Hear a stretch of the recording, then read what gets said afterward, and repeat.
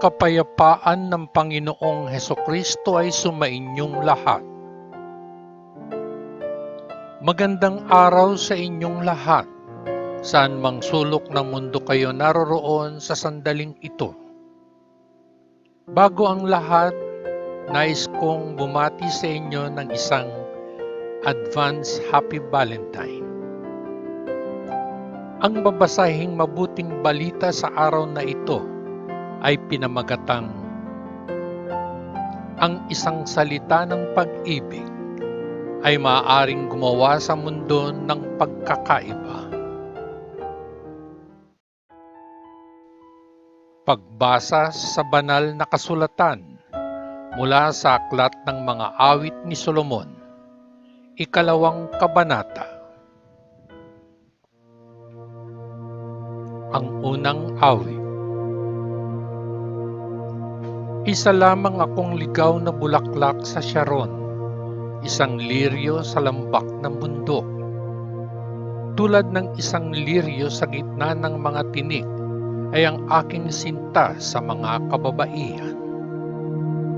Tulad ng puno ng mansanas sa gitna ng mga puno sa kagubatan, gayon din ang aking pinakamamahal kumpara sa ibang mga lalaki.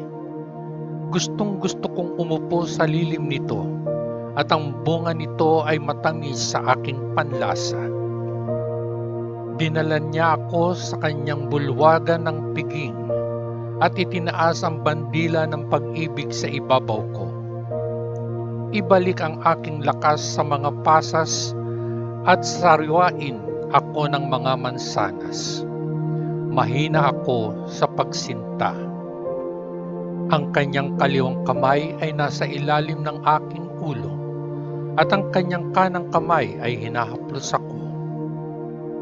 Ipangako sa akin, mga babae ng Jerusalem, sumumpa kayo sa matulin na usa at sa mga gasela, na hindi ninyo sisirain ang aming pagmamahalan.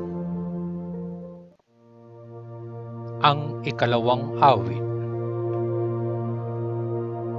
Naririnig ko ang boses ng aking kasintahan. Tumatakbo siya sa ibabaw ng mga bundok, humahangos sa mga burol patungo sa akin. Ang aking kasintahan ay parang gasela, parang batang usang barako. Doon siya nakatayo sa tabi ng pader. Nakatingin siya sa may bintana at sumulyap sa salasala. Kinakausap ako ng aking kasintahan. Halina kung gayon, mahal ko. Aking sinta, sumama ka sa akin. Tapos na ang taglamig, huminto na ang ulan. Sa kanayunan, namumukadkad ang mga bulaklak. Ito ang panahon ng pag-awit. Ang awit ng mga kalapati ay naririnig sa parang. Ang mga igos ay nagsisimula ng mahinog. Mabango ang hangin sa namumulaklak na baging. Halina kung gayon, mahal ko. Aking sinta, sumama ka sa akin. Para kang kalapati na nagtatago sa siwang ng bato. Hayaan mong makita ko ang iyong magandang mukha at marinig ang iyong nakakaakit na tinig. Hulihin ang mga asong gubat at maliliit na asong gubat bago nila sirain ang ating ubasan sa pamumulaklak. Ang aking kasintahan ay akin at ako ay sa kanya.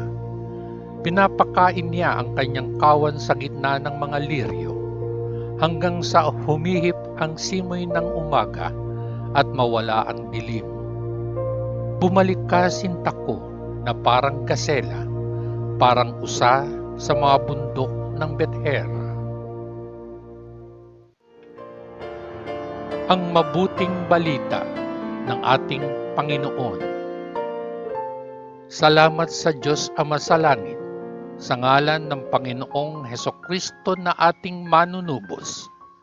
Amen. Amen. Amen. Peace.